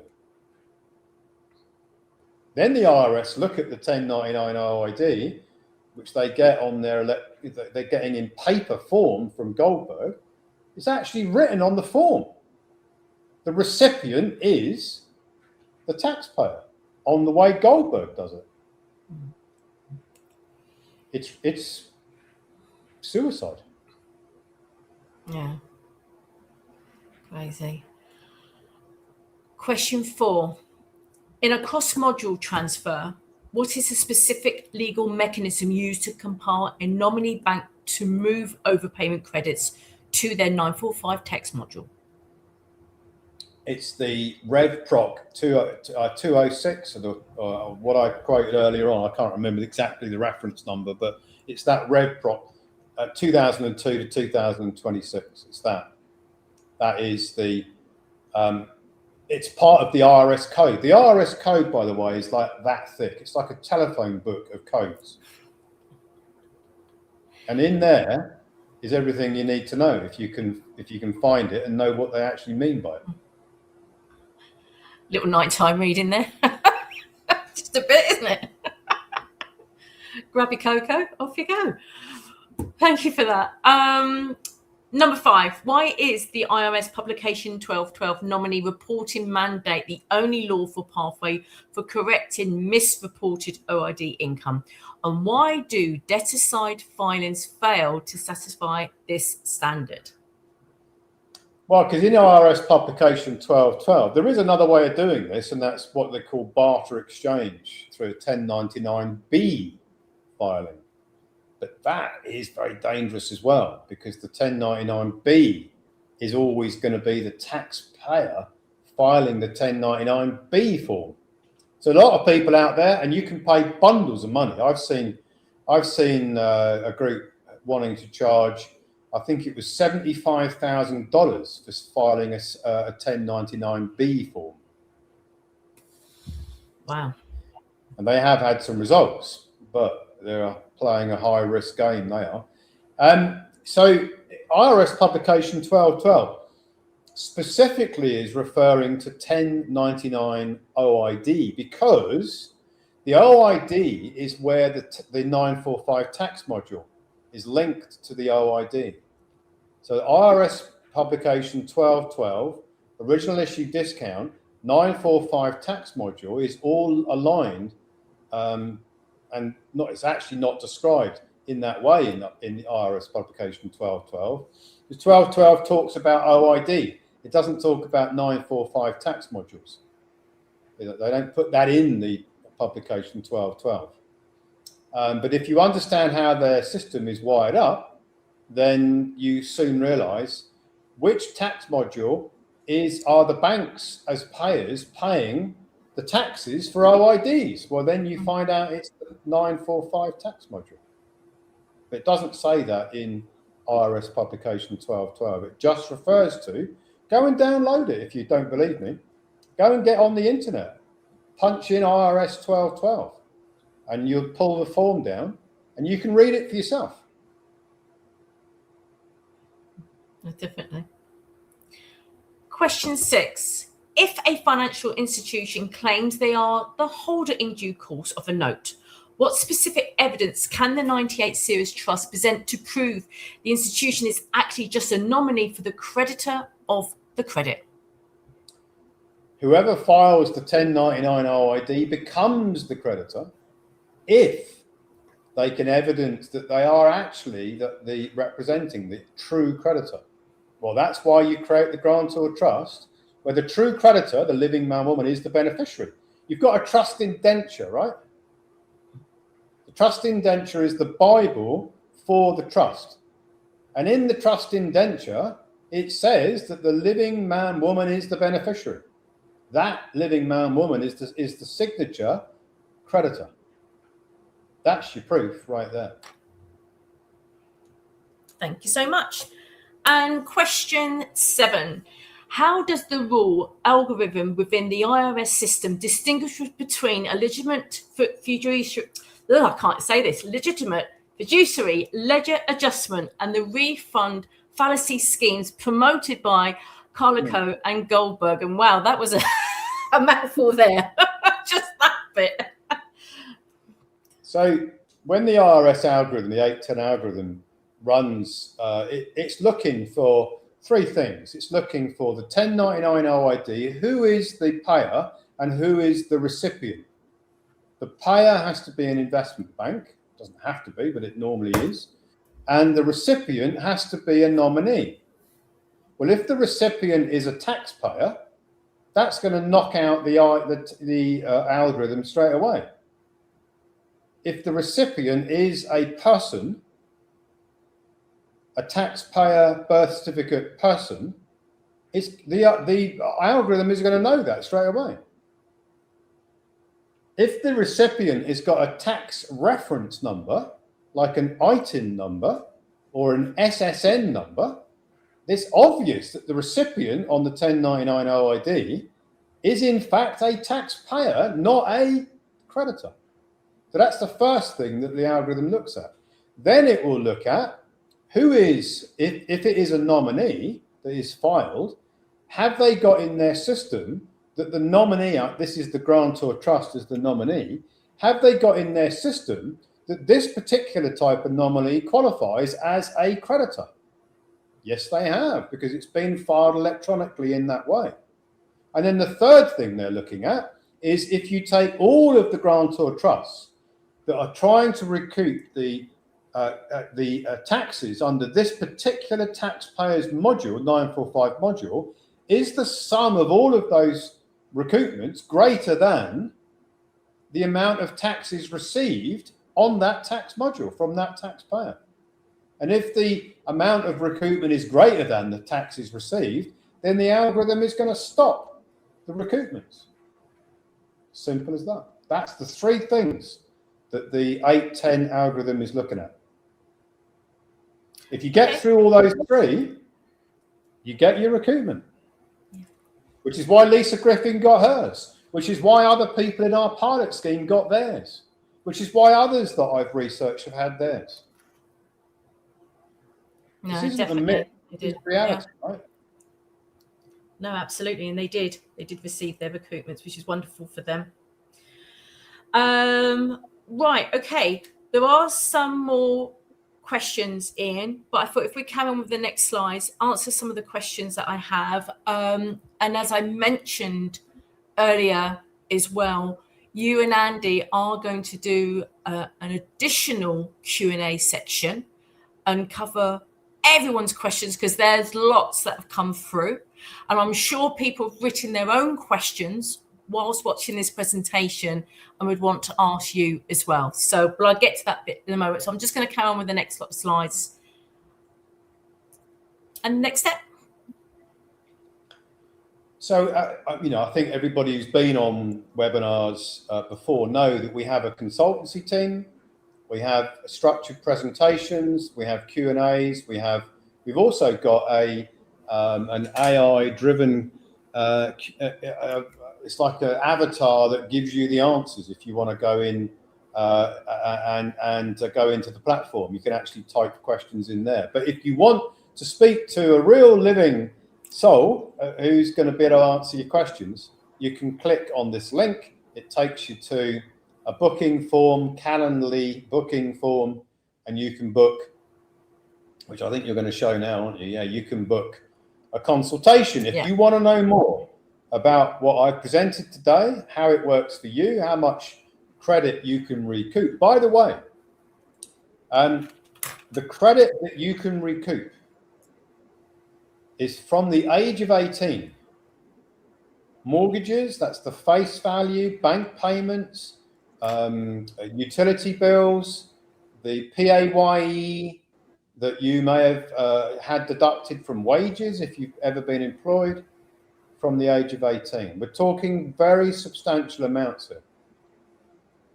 You don't have to recoup it all. You can recoup some of it. So it's up to you what you do. But as I mentioned earlier on, once we deliver, which we would have delivered if it hadn't have been for the sabotage, Amy Sanger, it's all in my documents. I've made videos about it. I've done documents. I've done interviews. For those people who care to know the truth, we were sabotaged by Amy Sanger, who was a former fiduciary, and by Lisa Griffin and by David Ayerist, who used to be one of our team.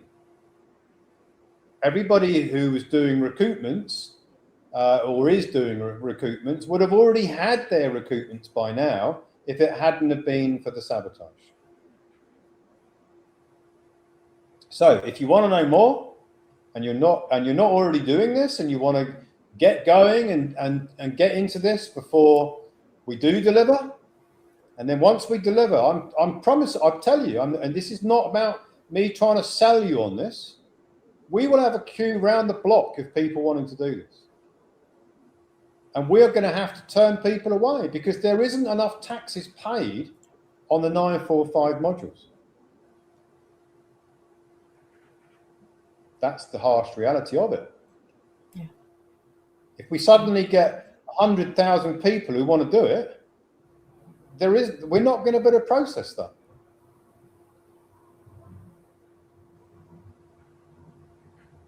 Yeah, absolutely, absolutely. One go.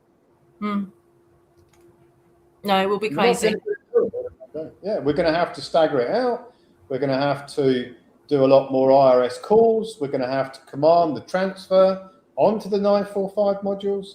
So, you know, we're not going to be in a position to take that massive influx in that I know is going to happen.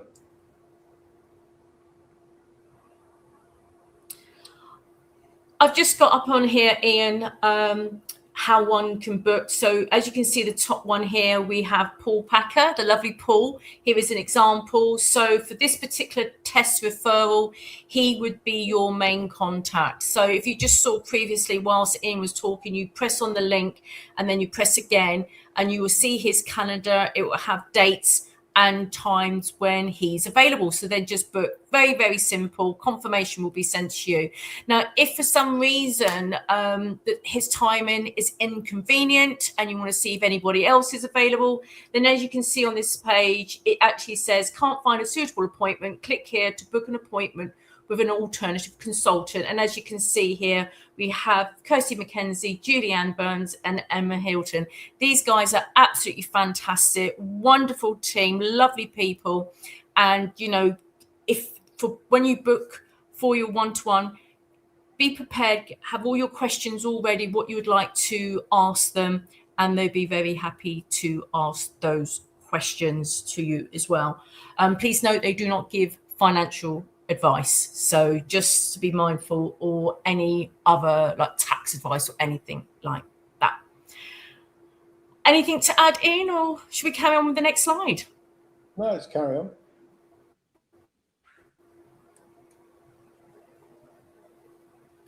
And links. So there's loads of information. We've got a whole smorgasbord of information if you're interested in knowing more about all this subject, which I think a lot of people are very happy to know about, because it is a life-changing event when you get your head around this. If you're not already in our Winning at Monopoly Telegram channel, I would strongly recommend that you get in there. There's lots of good stuff being put in there. I'm doing interviews on Ross Media, so you might want to go and have a look at those. We've got all sorts of information. There's ebooks. There's so much stuff. I mean, you're not limited on material if you want to read or watch videos or what have you. There's loads and loads of stuff. So.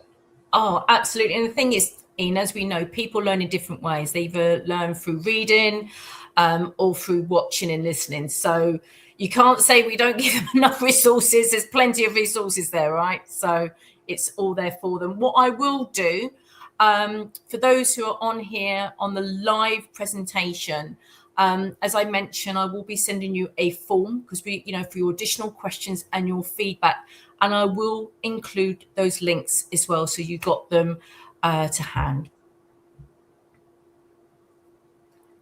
Handouts. Yeah, there's loads of information here. You can also find all of this on the Ecclesia Law website and also on the Ecclesia Law Telegram channel. So I put lots of research in, research papers. I like research because I like to understand how things work. There's about 50 research papers in there on all different subjects. And I've also created within the last, I think about a month ago, I created the Equalizer project. And I'm being sent regularly, I thought I would be, I'm being sent organizations that appear to be maliciously harming others with truth and freedom remedies, ideologies. So I'm regularly receiving a flow now to have a look at whether these organizations are actually causing people harm. And if they are, then I do an expose. I do a forensic report on what they're doing, why it doesn't work, how dangerous it is, and I break it all down. Then I do an interview with Andy and we go through it and we publish it on the Equalizer Telegram channel, Equalizer YouTube. We have an X page as well, because contrary to what the cabal has been pumping out through their social media proxies like Dan Needle and Simon Goldberg, you might actually, well, hopefully you have realized that I do know what I'm talking about. Oh, yes. And I'm not a pseudo-law, free man on the land, sovereign citizen nutter. Apparently what I am, according to Dan Needle. I think I actually know what I'm talking about and I can back it up. So I'm not being arrogant, but that's why I do research, right? And it's all in the Ecclesia Law. For those who don't want to read research, it's okay. But for those who want to understand what's going on with this subject, the Monopoly Board subject, then I've written loads of papers on it. And I invite anyone who wants to come and debate me on it. I'd love it. But nobody ever does. That's the problem. So I think they might be a little bit afraid of my research. Just to add to that, with regards to the handouts, because you've given an example where all the your paper is as well, this will be on the platform with the recording, so you can actually download as well. And I will say, with the research, to be honest, I never used to be much of a reader myself, but I have to say the work you put behind it is a definitely good read. And if you are interested, it's like literally your brain open up, you start absorbing it like a sponge. So it is worth the investment of your time to go through these research papers. It's definitely worth it. Well, we were talking about it. When I go for walks, I have a little quick read whilst I'm walking. So there you go. Right, I'll go to the next slide. Yeah, well, I'll leave it to you, shall I? Because you can talk about this. Well, I'm a bit shy. Do you want to do it? Because, I'm so shy. Yeah, right. Yeah. What do you mean, right? Yeah, cheeky, right. cheeky. Well, in case you didn't hear at the beginning of this presentation, I am the head of the advocate department. And, as it says really on the slide, we have so many members, who wants to become advocates. And I love the word advocate, not affiliates. Advocate, for me, is coming from the heart. It's something that you truly believe and you want to inform others about this. And, in the past, I get some of my colleagues going, Sims, can you speak to someone? They want to know how to become an advocate. What are the steps to do as well? Because they want to spread the message. And this is your opportunity to do so. We say we have hundreds of members. I think there's a little bit more than that. But what they want to do, and I think it all starts off with education and spreading the word as well. So if you you've got friends or family, you could be part of an organization. You may have your own network as well, and you want to spread that knowledge, you want to spread the education, and especially after what you've heard today, because come on guys, the information that Ian has shared is phenomenal, right? This is your opportunity to become an advocate as well. Now, I do run weekly training, so I go through all the details as well. What is available to you? You can get involved in campaigns, you can do your own webinars, and also getting around our platform as an advocate. But also, there's a remuneration part of this as well. So anyone that you refer, you will receive remuneration at the front end and the remuneration and the back end. And remember, with regards to one of your referrals, if, for example, let's say they're doing Infinite Money Protocol, and they're doing, say, 1 year of bank recoupments, for example, okay, you'll receive remunerations for that at the front end and the back end. But they're not going to do just for 1 year, are they? They're going to do for multiple years. So, for you, it's that passive income. So especially when I'm speaking to a lot of advocates who are affiliate marketers, who are involved in network marketing and multi-level marketing, this is really ideal for them. And for a lot of people that I've spoken to, what we're doing really has blown their minds as well. So, and the thing is, some of the network marketers I've spoken to, multi-level marketers, for them, they have grown a huge network, and they know just starting with the education that's available, and the network they've built, they are going to truly benefit from the education and the next steps afterwards as well. Just want to go really to the next slide. Here gives an opportunity for an advocate. So this is an advocate who is referring friends or family or part of their network as such. And this just gives you an idea, should I say, just for like one member. And let's just say on their credit recoupment are just doing around 250,000 in a year. That is your remuneration at the front end. But at the back end, but just imagine for the next 5 years, if they're recouping that year in, year out, that is the potential just for one member, okay? Now you've got, say, 5 members, your friends or your family or your network as well. So that just gives you a little bit of an idea right there. Ian, is there anything you want to add to that? Well, just that if you once we get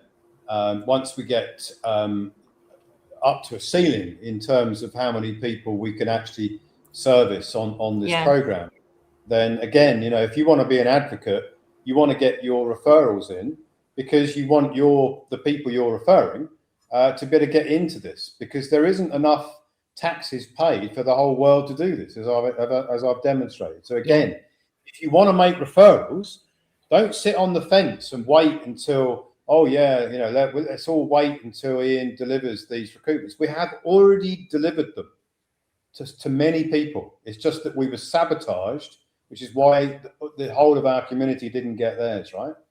Once we start to deliver, the floodgates are going to open. We won't be able to take in that many more referrals. Yeah. So get them in now. That's what I say. Yeah. No, definitely. And this is something that I actually cover in the training, week in, week out.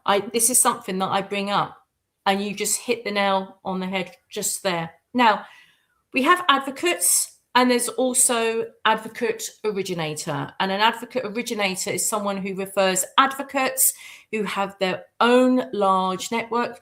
Also, they may know, say, podcasters, for example, who have huge audience as well. So if any of their advocates bring in, refer their network, well, this just gives you, again, a breakdown and an understanding on the potential earnings that you can receive as well. So this is based on, say, for example, 5 advocates who referred 10 members who've instructed Ross with their protocol and paid a donation fee. So this just gives a breakdown of the earnings that are potentially for you. And this is something that I go into a lot more detail in my weekly training. Obviously, I can't do it here because this is not an advocate webinar. This is obviously, but it's something I go into a little bit more depth in. Ian, is there something you want to add to that as well? Well, the same message, really. I mean, it's not multi-level marketing. I don't believe in it. No, this is two absolutely levels. not. There's an originator and an advocate. That's it. You don't get 10 levels and get, passive income on people you've never met. You have to know the people you're referring, or you have to be using our marketing pack to attract, because we provide marketing packs and things like that. If you are going to be an advocate, to bring people in, and the webinar incentive scheme, the reward scheme that I've introduced a couple of weeks ago. This is probably the easiest way. Is just provide people with the opportunity to come to a webinar. If they don't like it, fine. If they do, then they join the platform. They get involved in other things that we're doing, and then maybe they become an enrolled member in due course, and then you get your commission. So that's the easiest way to get people in the door, is to say, here, if you want to come and see what Ian and the gang are doing over there, go to one of Ian's webinars. Here's a link, yeah? Or they put the link up on social media. Everyone's got social media. Pretty much everyone's got it. I don't think my mum's got it, but I think everybody else has got social media accounts. So just put the link up on there. And we even give you the marketing that you can use to put it up on social media. One of our advocates who's big on TikTok, what does Andy get? He's got like thousands of people come through. Oh my goodness, yeah. So if you're into social media, you put a link up there. Here's a webinar. We do one every Saturday on a very topical subject, and people can come and have a look. If they don't like it, it's okay. It's no commitment. We don't even know who they are, do we? We're just presenting a webinar. We're not strong arming them to do anything. We don't need to. But that's their entry point, is to come to one of my webinars. Yeah, no, definitely. And you say that because TikTok is a very great social media platform as well. And you've mentioned Andy, but we also have other advocates. In fact, I've got a gentleman in Canada. Wow. Some of the referrals he's received and everything. And also it's all about engagement as well. But we do have other advocates who not just use TikTok, they use Facebook, Instagram, and also again, they have lists as well that they email out as well. So we provide all the wording where there's templates available. Whatever you need, we can provide that. So you don't have to think, oh, what can I say, can't say, because we do provide the wording and the link, and all the links are available anywhere on your platform as well. So yeah, it's all good. Okay. Q&A. So as I mentioned, Ian, if anyone today has any additional questions, I'm going to send out to all our attendees a form from this particular email address. Now, I want to sort of clear this up with this particular email address. It's only used for webinars, so it's rarely monitored. So if I need to send information out to follow up from a webinar, this is what this email address is used for. So please, if you do reply back and I don't respond, I'm not being rude at all. So this is purely to send information out. But we will be sending a form where you can submit your additional questions, and Ian and Andy are going to go through them in the next few days, and then we'll do a recording of answering all your questions, which will complement today's presentation as well. And also what's so important is your feedback. We love to hear this. It helps to, improve our sessions or anything like. So your feedback is really, really important. And, the last, months really, isn't it, Ian? The feedback we've got has been phenomenal. So thank you to those who've submitted their feedback today. We do appreciate it, and we do read them as well.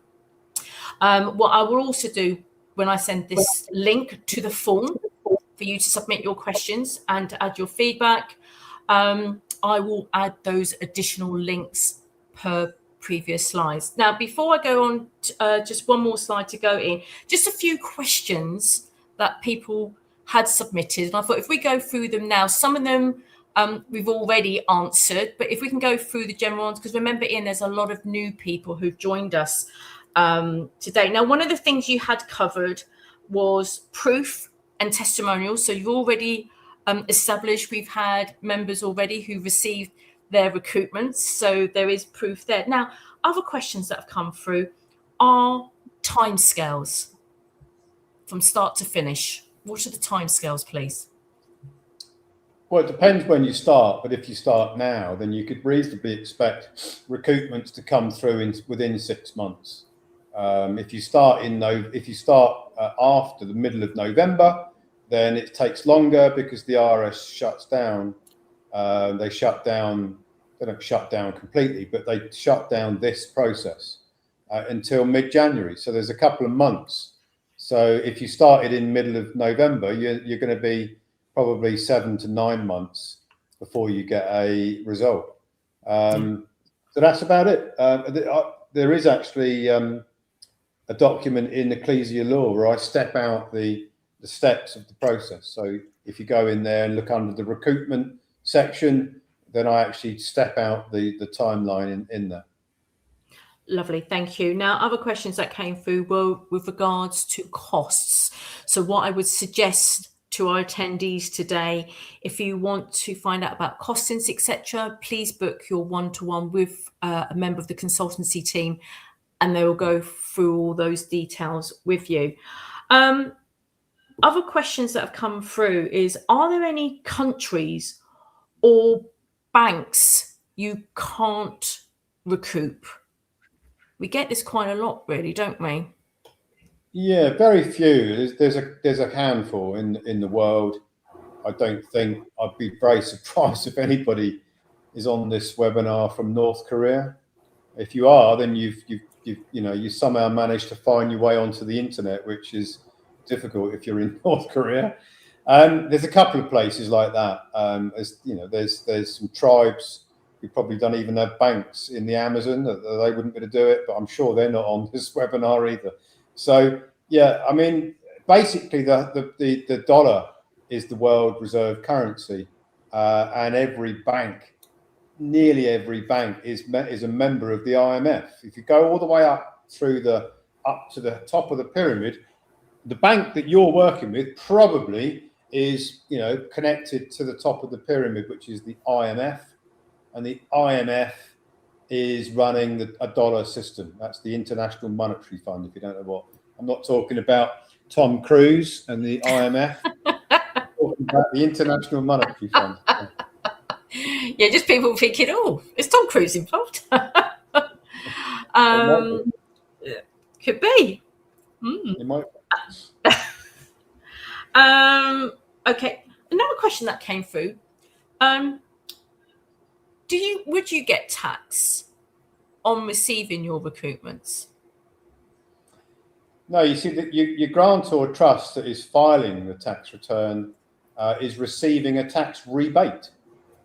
So there's no tax on a tax rebate.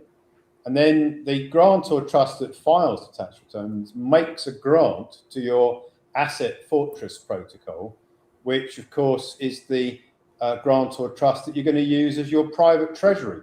So you put that new piece on the monopoly board, it spends and recoups going into the future. So that's your pathway to freedom, because no longer do you need to spend from the person, the birth certificate construct. You can use the asset fortress protocol, spend and recoup, no digital ID, complete freedom, no taxes, spend and recoup from the asset fortress protocol as your treasury, as your private treasury. No taxes. The asset fortress is a nation. It doesn't have taxes. It's your nation. Unless you want to voluntarily pay someone some taxes, it's up to you, but you probably won't want to do that, I shouldn't say. Probably not, no. Well, as I said, in the rest of the questions, because there were so many that came through, you and Andy are going to cover those in the next few days. So keep an eye out on that recording, because it's most probably your question will be answered. And I'd just like to say, really, thank you, everybody, for attending today. I hope you enjoyed today's webinar. For a lot of you, you're brand new, and but don't forget, this recording will be available on the platform, so you can go back and rewatch again. And of course, our members, I hope you also enjoyed it, because it's a refresher for you as well. And as I mentioned, we really do appreciate your feedback, and it helps us to improve and create better sessions for you. So as I said, I'm going to send a form with you, add your additional questions. Please give us your feedback. We really do appreciate it, and it does make a difference as well. So thank you for that. Anything you'd like to add? Yeah, I've got an appeal, actually. Okay. And so here's my appeal.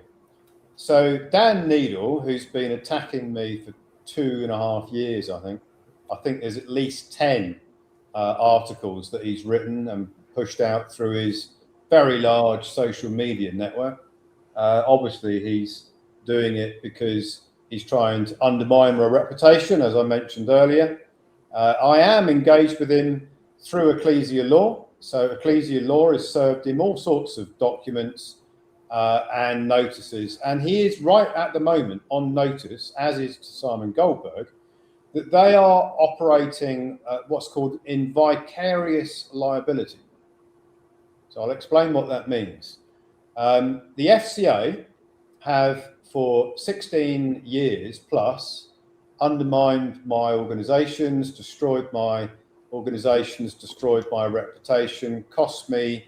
I mean, the last claim I put in against them in the High Courts was for £55 million. And that wasn't an inflated claim. That was a forensically calculated claim of my losses at that time. Well, those losses have gone up since then, because that was 2017. It's nearly 10 years ago. The case against Ian Clifford Stamp, Order 34, 2023, this is the FCA's entrapment by design case, is currently being reviewed by the UK Court of Appeal. So this is the highest court in the United Kingdom, right? I have submitted a case which is very, very difficult for the FCA to maintain their entrapment by design. The FCA have never proven that Alistair Mackenzie, who's the alleged prosecutor, exists. In my opinion, and all the information I've done and research, this is a phantom. Doesn't exist. So if you don't have a lawful appointed prosecutor, you can't prosecute under the Financial Services and Markets Act, right? The FCA have never delivered any evidence whatsoever that they're investigating documents or materials that belong to me. So in their alleged investigation as to whether I may or may not be providing financial services that require a license, they're actually investing documents that belong to other companies. And they've never been able to prove that they're actually investing documents or anything that belongs to me, which I've noticed them on many times. And then all of the documents that they served, which is the writs, warrants, orders, they actually served them on an email address that doesn't belong to me. And I told them the email address doesn't belong to me, and therefore it wasn't valid service. So for all those three reasons, the FCA, basically the case against Ian Clifford Stamp, Order 34, 2023, the conviction of Ian Clifford Stamp in July of 2025 is a legal nullity, meaning it does not exist. That case is in the Court of Appeal right now. The Court of Appeal didn't want the case. They tried to reject it on procedural grounds. I put it back in. A week ago, the Court of Appeal has confirmed that the case is now being put in front of a judge.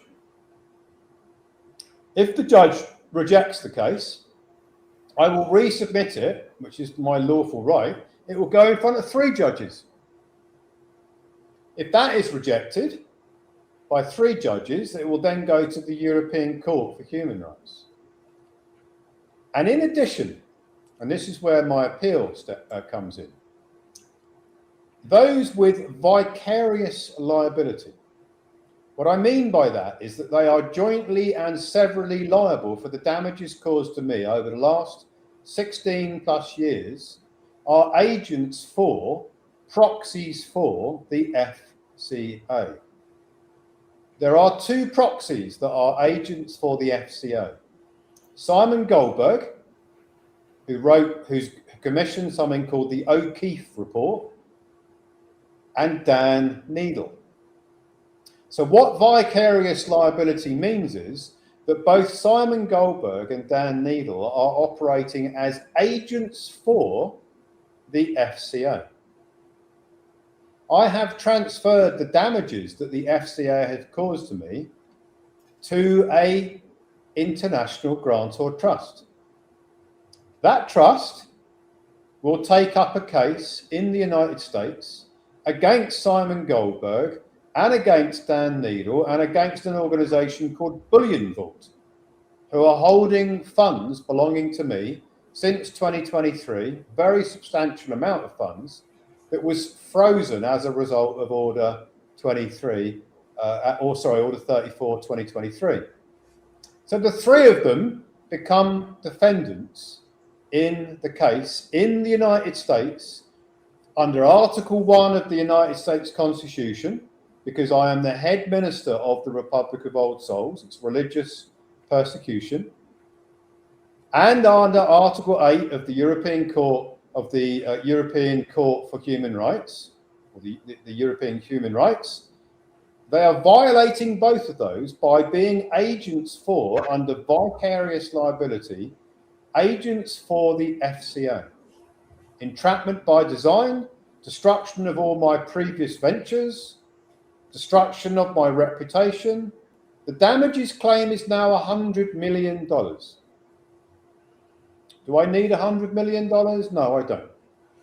Because I can just carry on doing what I'm doing. I can recoup my abandoned credit. I'm doing this to prove a point. Now, Dan Needle, who is making all kinds of threats on his emails in the last week, he's threatening to publish even more articles about me being a pseudo-law nutter, sovereign citizen, and a tax fraud that is on the run in North Cyprus. So Dan Needle's making these threats. Let's imagine that he carries on pumping out his social media, which could damage your interests. Because you are, if you're on this webinar and you're one of the existing enrolled members that is involved in recoupments, let's imagine in the worst case scenario that Dan Needle was able to destroy what we have already built for you.